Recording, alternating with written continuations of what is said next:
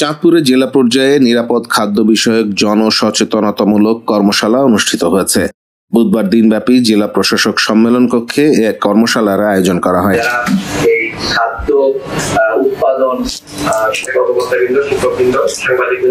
কর্মশালায় প্রধান অতিথি হিসেবে বক্তব্য রাখেন বাংলাদেশ নিরাপদ খাদ্য কর্তৃপক্ষের সদস্য যুগ্ম সচিব আ.ন.ম নাজিমউদ্দিন।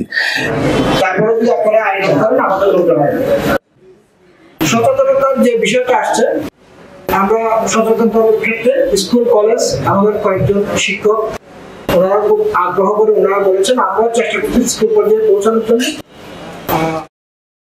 জেলা প্রশাসক মোহাম্মদ মহসিন উদ্দিনের সভাপতিত্বে বিশেষ অতিথি হিসেবে বক্তব্য রাখেন পুলিশ সুপার মোহাম্মদ আব্দুর রকিব। নিরাপদ খাদ্য বিষয়ক ডকুমেন্টারি উপস্থাপন করেন বাংলাদেশ নিরাপদ খাদ্য কর্তৃপক্ষের সিনিয়র কনসালটেন্ট আইয়ুব হাসান। কর্মশালায় স্বাগত বক্তব্য রাখেন জেলা নিরাপদ খাদ্য অফিসার মোহাম্মদ আরিফুল হাসান। আমরা ঘি পছন্দ করি, আমাদের ছেলেমেয়েদের পছন্দ করি, খাবার দিই বিভিন্ন ভাবে ব্যবহার করি। এখন ব্যাপকতা এবং ইম্পর্টেন্টটা নিরাপদ খাদ্যের গুরুত্বটা আমরা সহজে বুঝতে পারছি, এটাকে অনুভব করা যায়। তবে আমরা যদি বাংলাদেশ দেশ হিসেবে বলতে চাচ্ছেন যারা